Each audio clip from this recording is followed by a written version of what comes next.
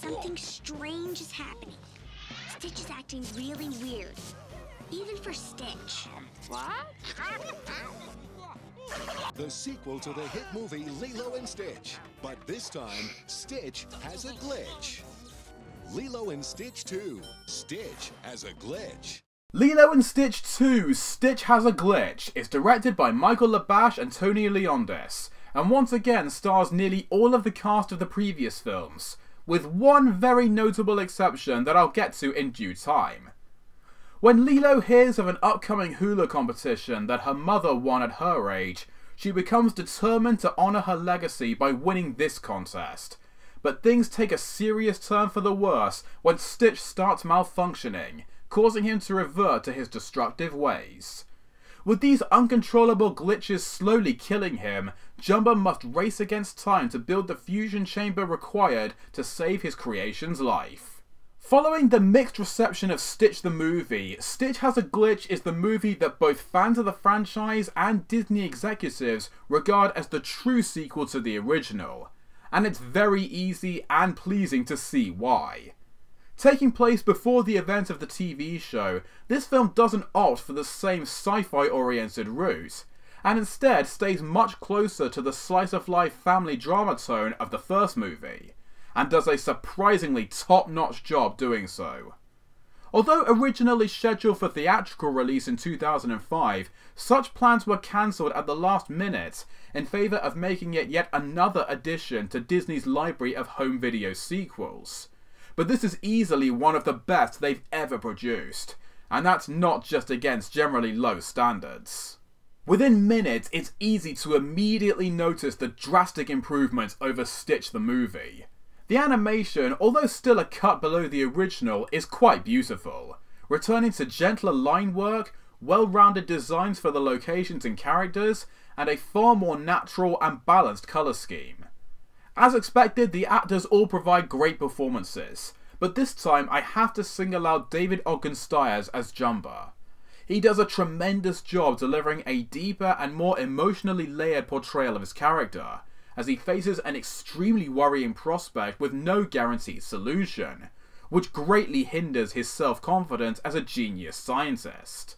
But perhaps the most notable performance has to come from that one major casting change.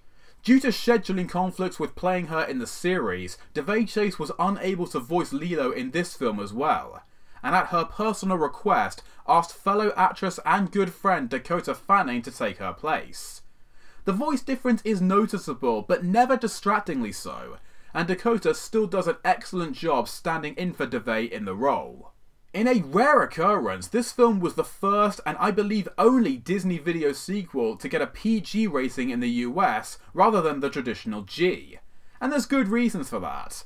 While much of the story is still light-hearted and funny, there are some quite intense moments here as well, which some younger or more sensitive viewers might well find distressing. The friendship between the title characters is once again charming and adorable, especially during the first half where Stitch tries to help out as best he can. But it's also pushed a breaking point. Watching Lilo get frustrated and act mean-spirited towards her best friend is honestly hard to watch at times. But given both her young age and the personal importance of her hula dance, it never becomes unrealistically out of character. Stitch is as lovable as ever here, but I'm not quite sure what to make of his dialogue. Having him speak almost entirely in fluent English might make his thoughts and feelings easier to connect with, and considering his time on Earth and his ability to think fast like a supercomputer, it makes sense that he would quickly adapt to our language. But I do also think it robs him of some of his extraterrestrial quirks and characteristics.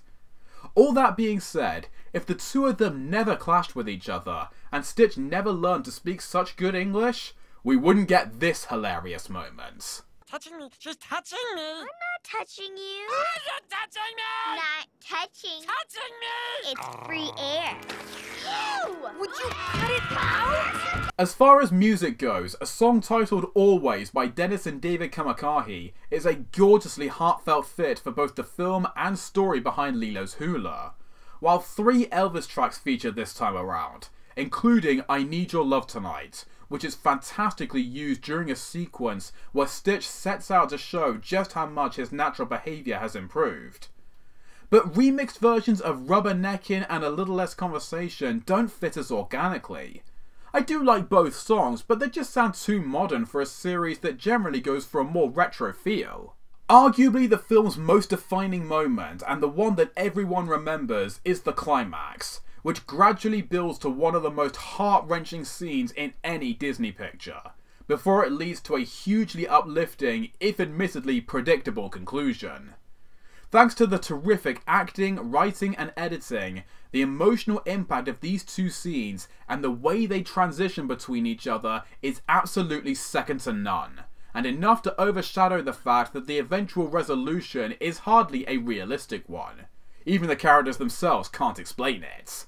Despite some missteps along the way, Lilo & Stitch 2 is a well-produced and very delightful way to follow on from the original. It never gets close to topping it, but I think it's aware that it isn't going to, and just does a fine job being its own thing. I certainly would have liked to have seen it receive that planned cinema release. I know I would have been there on opening day, but maybe the straight-to-DVD path worked to its advantage, as being a product of a much-derided library of films ultimately results in it becoming more of an unexpected treasure. I'm gonna give Stitch Has a Glitch a 9. Definitely seek this one out, folks, you won't regret it. And as always, if you see it, please let me know what you thought in the comments, and be sure to like this video, subscribe to my channel, and follow me on social media if you liked this review and want to keep up to date. Well, just one left now. Tune in tomorrow on the official Stitch Day to see my review for the final feature-length entry, Leroy and Stitch. Until then, thank you all for watching as always, and I hope to see you again next time I'm here to bring the review for you.